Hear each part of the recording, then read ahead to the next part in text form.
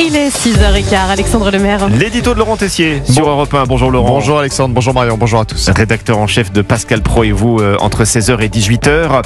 Vous estimez, Laurent, qu'il existe un déni sur la question du racisme anti-blanc. Vous connaissez Lilian Thuram, ancien joueur de l'équipe de France de football, champion du monde 1998, auteur d'un doublé légendaire contre la Croatie en demi-finale.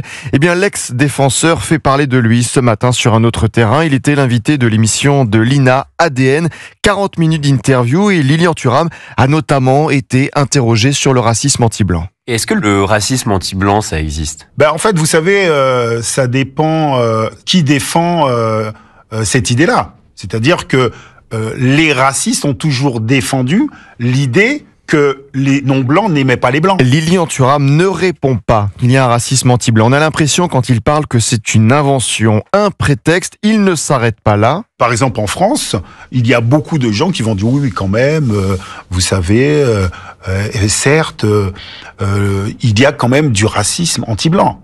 Mais en fait, c'est parce que ces gens-là voudraient se rassurer.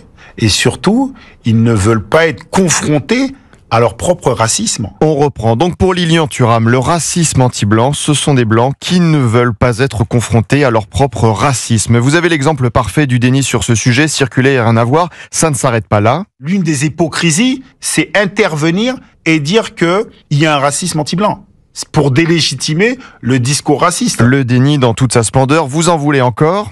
Après, qu'il y ait des personnes noires qui peuvent insulter les personnes blanches, oui. Mais vous savez, il y a des personnes noires qui s'insultent entre elles aussi. Il y a plusieurs cases à cocher pour que ce soit du racisme. Peut-on juste parler d'insultes quand, par exemple, en 2018, un rappeur, Nick Conrad, avait lancé un titre et un clip « Pendez les blancs » quand sur scène, Mustapha El Atrassi insulte les personnes blanches. Je vous le dis pour la dernière fois, tout le temps qu'on perd à s'insulter entre Marocains et Algériens, c'est du temps perdu à insulter les Gouères.